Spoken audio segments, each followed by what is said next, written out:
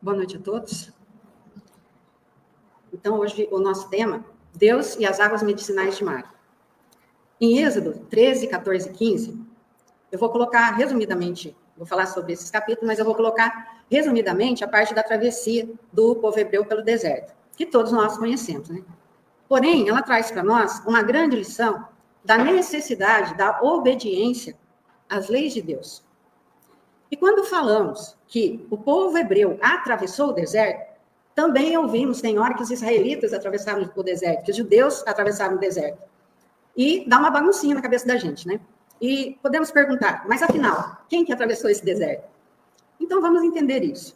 Basicamente, durante a travessia no deserto, temos o grupo de Israel, ou a tribo, o grupo de judeus e o grupo de hebreus. São três. E dentro desses grupos tem as tribos, tá? Porém, o grupo de hebreus, ele é maior. E ainda a saber, os hebreus descendem de Sem. Os israelitas descendem de Jacó. E os judeus descendem de Judá. E o que une esse povo? Veja, que Sem, Judá e Jacó, eles são descendentes de Abraão. E o Senhor fez um pacto com Abraão. E a saber, Abraão é considerado pai de todos os que creem no Deus único. E o que o Senhor prometeu a Abraão? Queria fazer de Abraão uma grande nação e que sua descendência possuiria a terra de Canaã, a terra onde jorra leite e mel. Mas tem um detalhe importante. Eles possuiriam, como hoje nós analisamos essa travessia, eles possuiriam efetivamente essa terra de Canaã, veja que eu disse efetivamente, se obedecessem às leis de Deus. E assim, quando esses povos, todos descendentes de Abraão, se juntam para a travessia, ou seja, juntou hebreu, juntou israelita e juntou judeu, para atravessar o deserto, eles se denominam então hebreus. Por quê? Porque simplesmente os judeus, o grupo de hebreus, eles são em maiores números. Não sei se eu deixei claro isso aí para vocês, mas vamos seguir.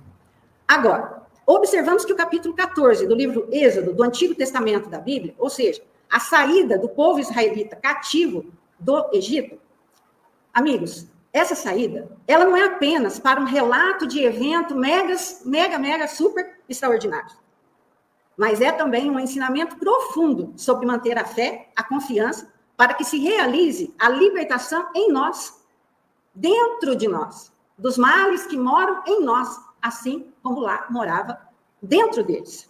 Portanto, quando mergulhamos nesse capítulo, a narrativa nos lembra que, mesmo em situações mais desafiadoras, se nos entregamos ao Senhor, veja, eu disse, se nos entregamos ao Senhor e às suas leis, a sua mão pode sempre traçar um caminho para a esperança e libertação. Aqui, as situações desafiadoras nos convocam. Agora, resumidamente, vamos entrar na história da travessia do Mar Vermelho, que compõe o nosso comentário da noite. Entendemos, então, que esse povo todo era escravo no Egito. E tem uma coisa. Por que eles eram escravos no Egito? Porque eles eram cativos de guerra. Houve uma guerra entre eles, e eles perderam e ficaram como escravos lá no Egito. Assim, depois de vários acontecimentos e alertas vindo da parte de Deus para os egípcios, o faraó resolve, então, libertar esse povo. Acontece que alguns dias depois, todo mundo conhece essa história, acontece que alguns dias depois do faraó libertar o povo cativo, ele sofre uma pressão da sociedade egípcia de então e se arrepende, e parte atrás deles com o seu exército. E agora? Os israelitas ficam sabendo que os egípcios estavam vindo atrás deles e se desesperam. E disseram a Moisés, peraí, você nos tirou do Egito para que a gente morra aqui no deserto? Por que está fazendo isso conosco? Era melhor nós continuarmos, então, servindo aos egípcios. Agora, claro que indiretamente eles estavam reclamando de Deus para Moisés, porque foi Deus que solicitou que eles se transferissem. Certo? Essa foi a primeira murmuração do povo. Essa reação de desespero, onde eles se sentem encurralados entre o exército e o Mar Vermelho, é compreensível. Porém, nos oferece também uma lição profunda sobre a natureza da nossa fé. Que sim, vejam, inicialmente, a fé envolve altos e baixos. Muitas vezes envolve dúvida e confiança em Deus. Até que reconheçamos a nossa dependência de Deus em todos os momentos da nossa vida e o seu cuidado para conosco. Porque quantas vezes nós também, como eles lá, somos tentados a duvidar de Deus quando enfrentamos dificuldades aparentemente intransponíveis. Portanto, é essencial compreendermos também que antes de se encontrarem nessa situação, o que tinha acontecido com eles em relação a Deus? Eles já tinham testemunhado uma série de acontecimentos poderosos realizados pelo Senhor Deus para os libertar. Só que não entenderam que eram para libertar-se de si mesmos. E nós também. Já fomos defrontados com muitos acontecimentos que sentimos a mão de Deus agindo nas nossas vidas. Quem aqui em algum momento não sentiu isso? No entanto, mesmo diante de tais demonstrações do poder divino, a fé do povo e a nossa parece vacilar no primeiro obstáculo. É algo para pensarmos e nos fortalecermos na fé em nosso Pai Divino, que com certeza, amigos, Ele não nos desampara. E pararmos um pouco e imaginarmos que o que torna a travessia do Mar Vermelho verdadeiramente digna de atenção, da nossa parte, mesmo que faz tanto tempo que isso já se passou, é que esse se tornaria um símbolo duradouro da força que a libertação divina nos oferece, da força que podemos desfrutar quando nos aliamos a Deus. Detalhe, querendo verdadeiramente nos libertar de nós mesmos, independente de quem estiver à nossa volta. E veja, querendo nos libertar de nós mesmos, daquelas dores que nos atrasam, daqueles sentimentos, daquelas atitudes que nos atrasam. Porém, não esqueçamos que Deus sempre está, quando solicitamos, quando permitimos, a nos indicar o caminho da saúde física e espiritual. E assim, continuamos com o resumo. Diante da murmuração do povo, Moisés, porém, conforta o povo dizendo assim: ô gente, peraí, não tema. O exército está lá, o Mar Vermelho está aqui, não tema. Fiquem quietos. Está desse jeito lá na Bíblia. Não está a gente, né? A gente foi que eu coloquei. Mas fiquem quietos e confiem em Deus que Ele trará o livramento. E Moisés clama ao Senhor: Senhor, os egípcios têm vindo aí atrás de nós. E agora? Então disse o Senhor a Moisés: dize aos filhos de Israel que continuem marchando. E quando se aproximaram do Mar Vermelho, o Senhor disse a Moisés: levanta o teu cajado, Moisés, e estende a tua mão sobre o mar, e abre-o, para que os filhos de Israel passem pelo meio do mar em seco. E neste momento, olha isso, gente, olha do que eles estavam envolvidos. E nós também estamos. Neste momento, tanto o anjo do Senhor quanto a coluna de nuvem que ia na frente deles se colocaram atrás. Então Moisés estendeu o seu cajado sobre o mar e as águas foram partidas, abertas. Observe que Deus, neste momento, instrui a todos, não só a eles. Essa lição é para nós hoje também. Instrui a todos nós a dar um passo de fé, de confiança. E ele ordena que o povo avance, que nós avancemos. Não importa o que esteja acontecendo conosco. Isso nos ensina que Deus quer que tomemos a iniciativa e demonstremos a fé ativa em meio às adversidades. Porque Deus muito bem podia falar assim: Moisés, fala para o povo então ficar quietinho, e pegar e falar assim: passa daqui para lá, no mar. Podia ou não podia? Claro que podia. Ele abriu, deu o poder para Moisés para abrir o mar. Não foi? Mas ele quis que o povo caminhasse. Para quê? Para que entendessem, para que desenvolvessem a fé e a confiança. Deus, a cada momento, nos convida a ter confiança, a dar passos de esperança, antes mesmo de sabermos como ele vai agir, o que vai nos acontecer. Antes mesmo de saber onde aquilo vai dar. Eu estou aqui agora, eu saindo ali na porta, eu não sei o que vai me acontecer. Não é assim? Por isso, essa é uma lição que ecoa através das eras e nos inspira a continuar avançando, mesmo quando os nossos mares vermelhos parecem intransponíveis. Mares vermelhos da nossa vida que podem assumir muitas formas. Podem ser desafios pessoais, como doenças, perdas, conflitos, incertezas. Podem ser obstáculos em nosso caminho profissional, escolar, nos relacionamentos afetivos. Podem ser crises globais, como pandemias, desastres naturais ou crises políticas que estamos presenciando. O que o capítulo 14 de Êxodo nos ensina é que, independentemente do tamanho da natureza de nosso desafio, nós não estamos sozinhos. E que Deus nos ajuda a abrir caminho nos nossos mares vermelhos. Nos ajuda a nos libertar de nossas próprias prisões, nos conduzindo a novos começos. E assim, o povo atravessou o mar, pisando em terra seca, e os soldados egípcios não conseguiram alcançá-los. Veja que eu estou falando resumidamente. Após esse evento de abertura do Mar Vermelho, o povo, gente, delirou.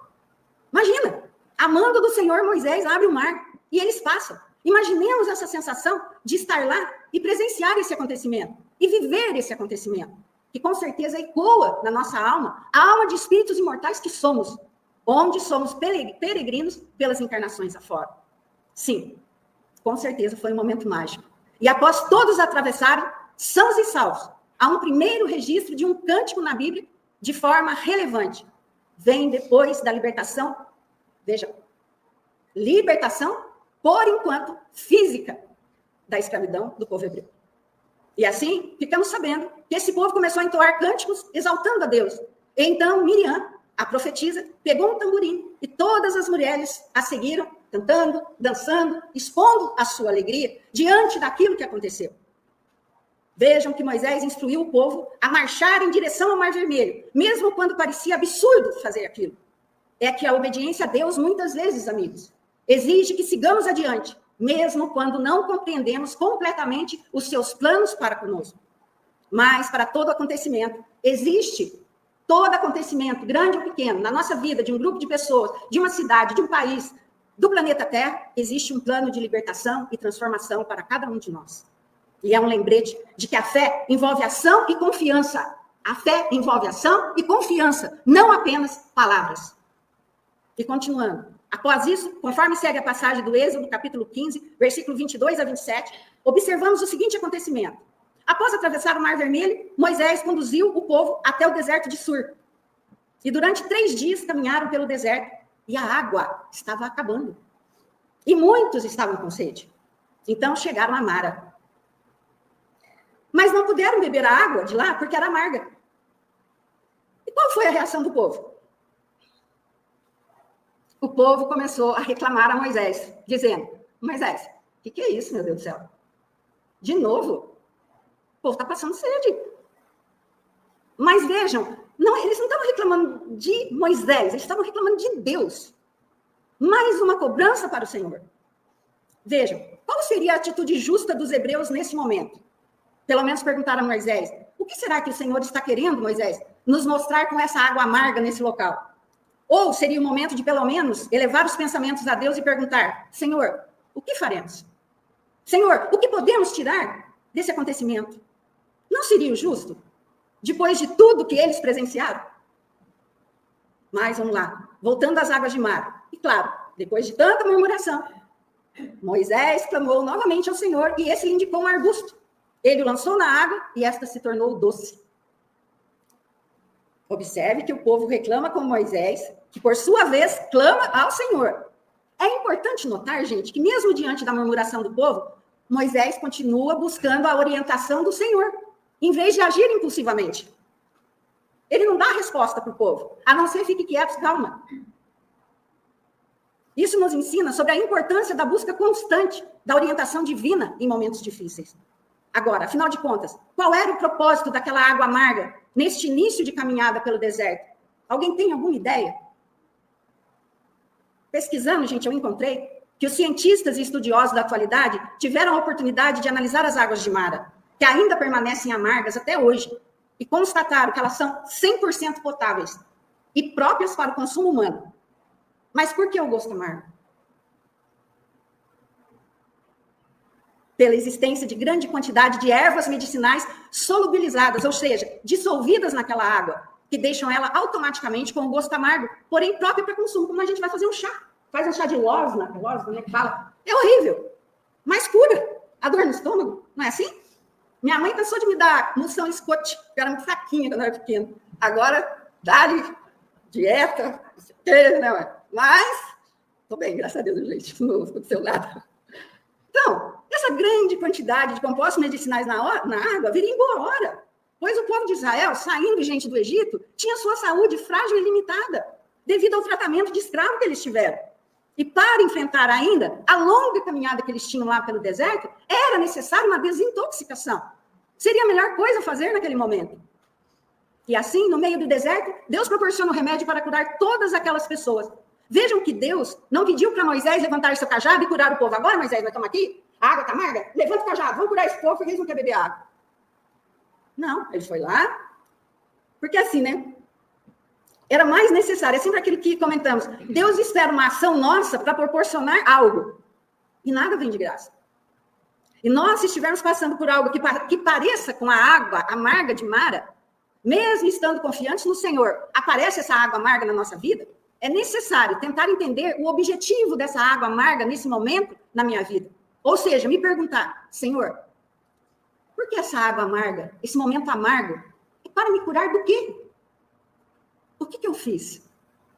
Esses dias eu estou passando por um problema e me deparo com essa lição das águas de Mara. Porque eu queria respostas. Porque eu estou tendo que digerir algo amargo nesse momento da minha vida. E lendo essa passagem, entendi que essa água amarga desse momento é para me curar de algo. Que com certeza, se eu não fiz nessa vida, é em outro.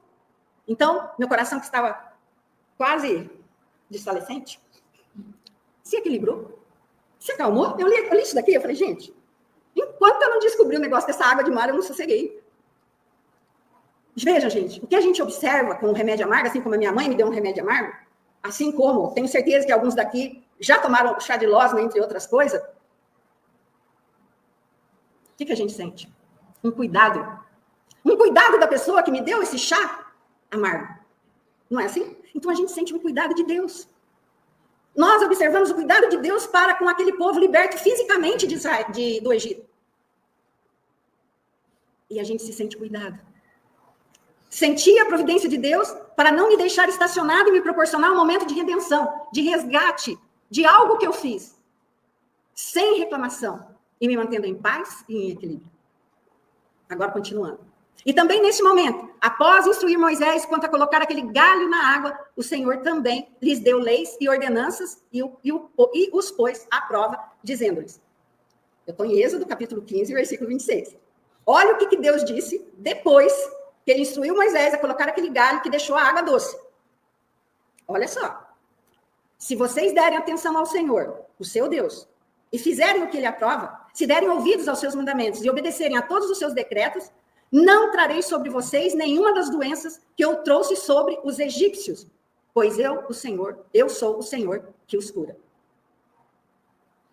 Aqui o Senhor revela o seu grande objetivo de nos curar dos males que ainda estão bem lá profundamente dentro de nós.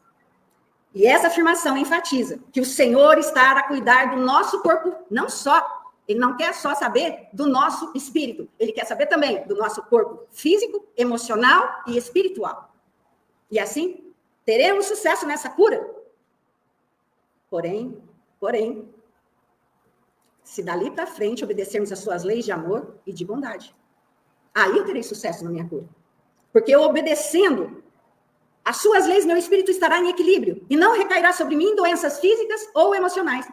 Algum dia, na Bíblia, ou seja, nas psicografias do Chico, se eu estiver errado, você me fala.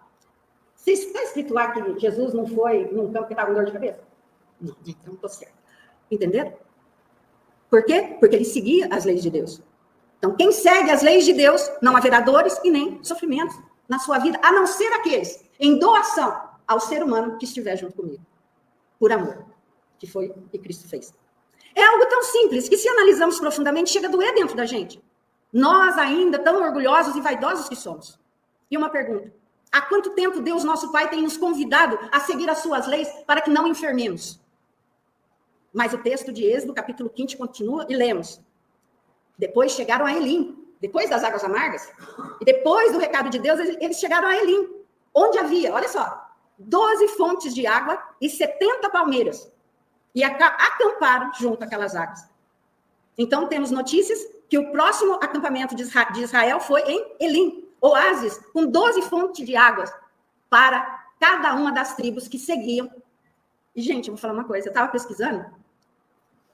Essa multidão de gente aí era composta por mais ou menos 600 mil pessoas. Desculpa, 600 mil homens. Essas 12 tribos. Tinha 600 mil homens, porque eles não contavam mulheres e crianças. Então, se a gente for pôr mulheres e crianças, girava em torno de 1.500.000 pessoas. Vejam. Olha o poder de Deus. E aí, como eu disse, do que eu estou passando, eu entendi que suportando, então, a amargura das águas de Mara, suportando o momento de aflição, da sede, o momento que me convoca ao resgate para a minha libertação, que sei, está me curando de algo, que logo eu estarei, você estará festejando com Elim. Você terá também uma fonte de água pura e cristalina só para você. E isso não conforta a gente? Não fortalece? E que tudo isso também desperte em nós, quando estamos tomando a água amarga, a tomá-la sem reclamação. Porém, com respeito, com honestidade, com humildade, sempre oferecendo o melhor em cada momento da nossa vida. Porque o que acontece, amigos, é que nós temos pouca paciência. Muitos de nós temos pouca paciência. Colocamos a perder o momento da felicidade, delicadamente traçada por Deus, para o tempo da minha vitória interior. Por Deus em nossas vidas, após as águas amargas que passam pela nossa vida. E assim observamos, como grande exemplo para nós, que é não fazermos como a maioria do povo que estava no deserto. E olha que esse povo traz para nós grandes ensinamentos. Devemos sim admirá-los pelos ensinamentos que eles nos fornecem. Que não devemos não atender ao Senhor. Não devemos continuar reclamando e agindo de acordo com a nossa cabeça, diante das situações, e fazendo coisas que não são corretas. E foram lá naquele tempo, eles fizeram tudo contra nem todo mundo. Muitos deles se libertaram também espiritualmente. Mas muitos deles continuaram a não obedecer às leis de Deus, puras de amor e de bondade. Agora, isso que eu vou falar para vocês está em 2 Reis, capítulo 17. Olha o que está lá. E eles simplesmente rejeitaram completamente os estatutos e os mandamentos das leis de Deus. Porque passou 10 dias dessas águas de Mara e Deus mandou os 10 mandamentos. E eles passaram 40 anos não obedecendo às leis. E logo depois dessa libertação física, e por não terem se libertado espiritualmente, o que aconteceu depois? Eles se tornaram novamente cativos de outros povos. Por isso é necessário estarmos atentos, para não sairmos de uma escravidão e entrar em outra. Agora, claro que lá muitos, como eu disse, se libertaram espiritualmente. Já imaginou se algum de nós aqui fizermos parte daquela jornada e ainda estamos patinando? Andando em círculos? Apesar de todo o cuidado de nosso Pai Divino? Assim entendemos que a águas de Mara era remédio.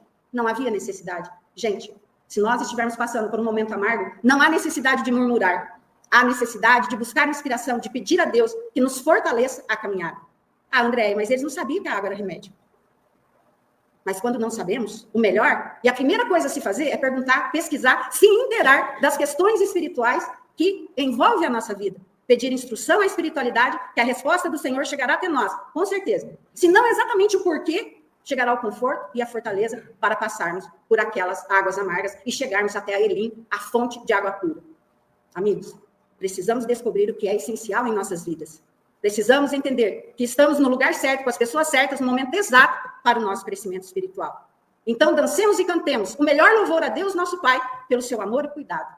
E sempre estejamos atentos para onde estivermos nesse momento e peçamos força ao Senhor para oferecermos o melhor de nós sempre.